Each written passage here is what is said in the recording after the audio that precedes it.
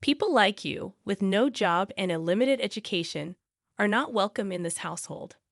With those words, my mother-in-law poured scalding water on me. It's hot, please stop. I involuntarily screamed, shocked by her bizarre behavior. Pouring boiling water on anyone is inexcusable. Fortunately, I suffered no burns, but it could have been a disaster. I couldn't believe my mother-in-law would resort to such extremes. Moreover, it wasn't me but my husband who was unemployed. A growing anger towards my mother-in-law's attitude surged within me. Enough is enough. If she's gone this far, I'll do as she wishes. Understood. If you insist, I have no choice. I'll leave this house, I declared. Finally, you're leaving. That makes things easier for me. My mother-in-law expressed joy, far from being remorseful. I no longer wanted to stay in such a hostile environment.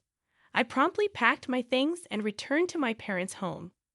My mother-in-law didn't know that my husband, Raffle, was unemployed or that I had been supporting the household finances. In fact, since quitting my job, I had started trading stocks and was earning about $30,000 a month. Even if I was driven out of her house, I could still live on my own without any issues. I wouldn't have any qualms being on my own. Even if she came to me in tears, struggling with living expenses, I would never lend a hand. She should regret kicking me out like this. I had married Raphael about 2 years ago. We were from the same university and had been dating since then. Both of us, graduates of the economics department, aspired to work in finance and managed to secure jobs at different brokerage companies after graduation. Despite our busy days, we maintained our relationship. 3 years later, Raphael proposed. Julia, I will definitely make you happy. Marry me. Believing that I could be happy with Raphael, I accepted. Yes, I'm looking forward to it. We decided to get married, thinking we could build a happy family together. However, Raphael then dropped an unexpected bomb. Hey, Julia, would you quit your job and live with me at my parents' house? What? I don't mind quitting my job, but we're newlyweds. I'd like to live with just the two of us. I'm just worried about leaving my mother alone. I'll make sure it won't be a burden to you. Raphael's father had passed away when he was in middle school, and since then he had lived with his mother. Being an only child, Raphael was concerned about her. Understanding his feelings, I agreed. Okay, I'll live with you. 2 weeks later, we moved into Raphael's family home. My mother-in-law, now able to live with Raphael, initially greeted us with a pleased expression. However, as soon as she looked at me, her expression clouded. She stared at me coldly, making it painfully clear that I was not welcomed. It doesn't matter. You didn't have to come here. What did I mishear? I thought I heard my mother-in-law muttering something under her breath, but I couldn't make it out clearly. I smiled and brushed it off. At this point, I began to feel a bit anxious about living with her. However, the day passed without any particular issues. The next morning, I woke up to the sound of my mother-in-law yelling at me. Are you still sleeping? Hurry up and prepare breakfast. When I looked at the clock by my bed, it was still before dawn, around 4:00 a.m., and it was still dark outside. I was surprised that she would demand breakfast so early. Why so early? Don't just laze around because you're not working. My mother-in-law scolded me, still groggy from sleep. I thought it was way too early in the morning, but I couldn't argue back and started preparing breakfast. Even while preparing breakfast, my mother-in-law kept berating me. Hurry up! Why does it take you so long? You're so slow. After 30 minutes, breakfast was finally ready. I'm sorry for making you wait. You finally finished. Can't you make it faster? My mother-in-law complained again. I wanted to retort that it was physically impossible to do it any faster, but I just smiled and shrugged it off. What is this?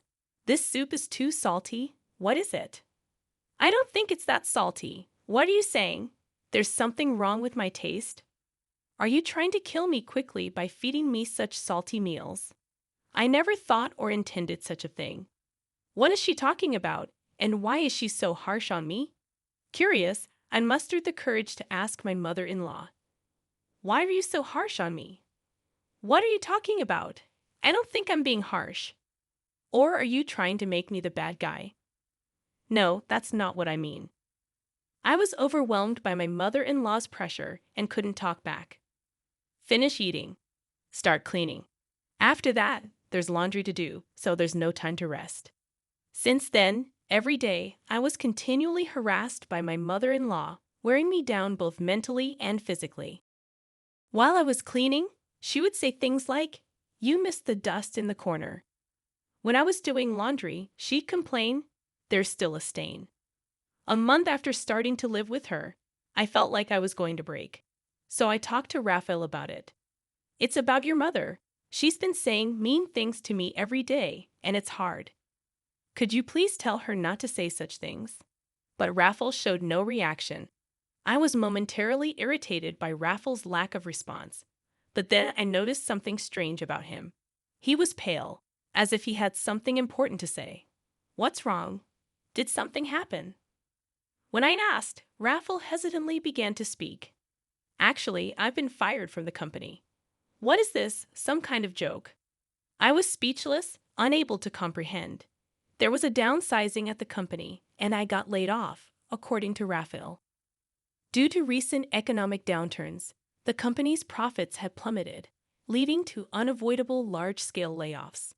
"So you'll be unemployed from tomorrow." "Well, I can work for one more month after receiving the notice of dismissal. But after that..." Fortunately, I had been using my knowledge from my time at the securities company to trade stocks.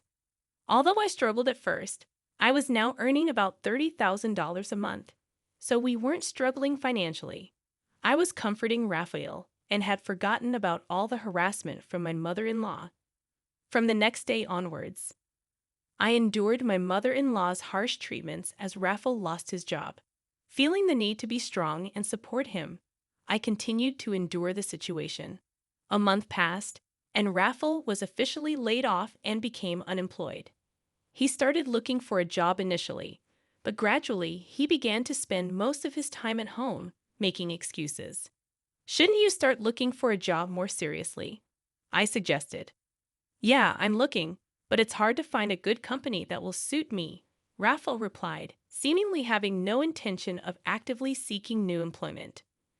Reluctantly, I continued to support our household. As time passed, the harassment from my mother-in-law intensified, and I grew increasingly exhausted.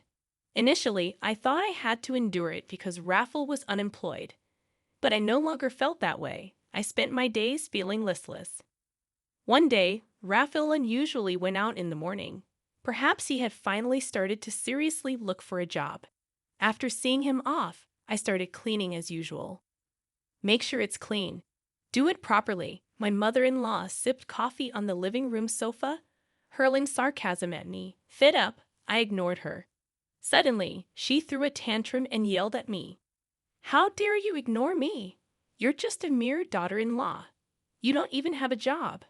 Ignoring her, I continued cleaning. She grew angrier and confronted me. "Still ignoring me? Unemployed and uneducated people like you should leave this house."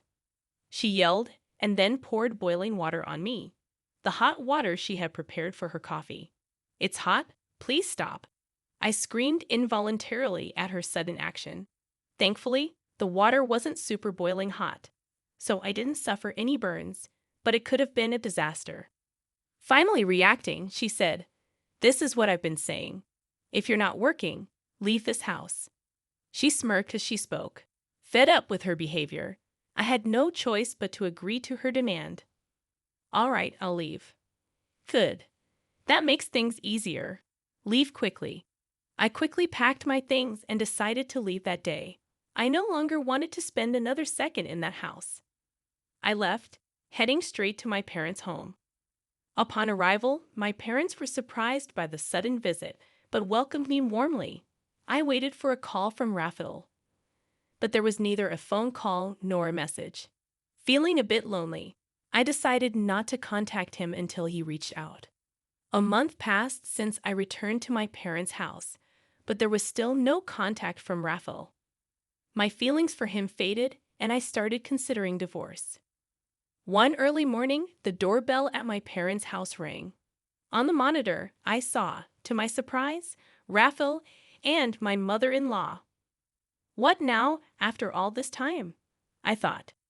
Yes, what can I do for you? I've forgiven you. Now come back home quickly, she yelled through the intercom as usual. Forgiving me? What's she talking about? I appreciated her words, but I hadn't done anything that required forgiveness from her. After telling her that, I ended the intercom call, boiling with anger at my mother-in-law's attitude. However, they were persistent, banging on the front door violently. Don't just hang up on me. Come on, let's go back, my mother-in-law yelled. Considering the noise they were making could become a hassle to the neighborhood, I reluctantly opened the door, inviting my mother-in-law and Raphael inside after seating them on the sofa in the living room. I inquired about their unexpected visit, wondering why they were both there all of a sudden. It was my mother-in-law who had insisted that I leave, and now she was telling me to come back. The situation was perplexing, and I couldn't make any sense of it. You're the one who told me to leave. There's no way I can go back now, I asserted. My mother-in-law responded with frustration, accusing me of childish behavior and claiming to have forgiven me. She insisted that I return and stay in her house, even stating that she'd let me, an unemployed and uneducated person, stay there. But I'm not the unemployed one, it's Raphael. And if I go back, they'll take advantage of me every day. I might not be working, but what about your son, huh? I retorted. Raphael seemed surprised at this revelation. My mother-in-law appeared confused, indicating that Raphael hadn't informed her about his layoff. Pressed further, Raphael finally admitted to being laid off from the company. Apologies and explanations ensued, with Raphael justifying his actions by relying on my income for financial stability. My mother-in-law, shocked at the news, openly expressed anger toward Raphael for not finding a job yet. Why did you keep quiet about this? What are we going to do now? She scolded him. Raphael assured her that my income would suffice for the time being, causing my mother-in-law to label him as worthless for not actively seeking employment. Fed up with Raphael's excuses, I couldn't believe that I had ever thought of supporting him. When my mother-in-law suggested I come back, I vehemently rejected the idea, considering all the mistreatment I had endured. Their unexpected visit had turned into a heated argument, revealing the truth about my mother-in-law pouring boiling water on me. Raphael was shocked to learn about this incident and confronted his mother. Why did you do that? He asked her. She admitted to the act, attributing it to my ignoring her. The revelation sparked a heated exchange between Raphael and his mother, prompting me to intervene and urge them to take their arguments home. Realizing the impact of their loud arguments on someone else's house, my words prompted a change in their attitudes. Previously assertive and bold, they now pleaded with me to come back, promising that they wouldn't cause any harm again. Despite their pleas, I saw through their intentions. Raphael's promise to find a job seemed insincere, and my mother-in-law's assurance not to cause trouble appeared dubious. I voiced my skepticism, stating that their words were pointless and that they would only take advantage of me. Their silence confirmed my suspicions, and I left them in the living room, heading to my room, leaving them to contemplate their actions. When I returned to the living room 5 minutes later, they were still sitting in silence with their heads down. Frustrated by the prolonged silence, I questioned, "How long do you plan to stay quiet? It doesn't matter to me anymore." Instead of a response, Raphael signed something. I had handed him a pre-filled divorce form with my name on it. Surprised by the document, Raphael looked utterly confused. I bluntly explained, "Can't you see it's a divorce form? I'm done with someone who won't find a job and didn't even contact me after I went back to my parents' house." "Do wait, please. This is too sudden," Raphael protested. I found his stubbornness irritating, as he seemed oblivious to the fact that his actions were the root cause of our problems. Unmoved, I affirmed, "I've made up my mind. My decision to divorce you won't change, no matter what you say." Raphael, still in disbelief, questioned if divorce was too harsh. Coldly, I responded, "I don't think so. It's your fault."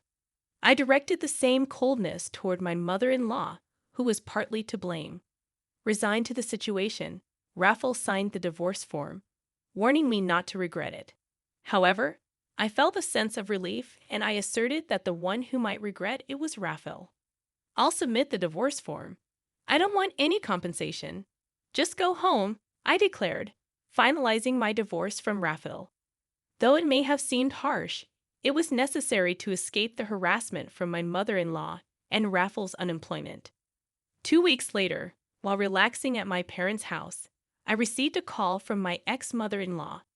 She informed me that the electricity and gas had been cut off and questioned if I had done something. I explained that I had stopped paying for Raffle and her living expenses. Hoping for my assistance, she asked if I could cover it just for the month. I found her request absurd, considering we were no longer a couple and didn't live together. I firmly declined, suggesting she ask Raffle for help, as he had promised to find a job. Unable to comprehend my refusal, she pleaded for help, playing the ex-wife card. However, I remained firm, ending the call and blocking her number.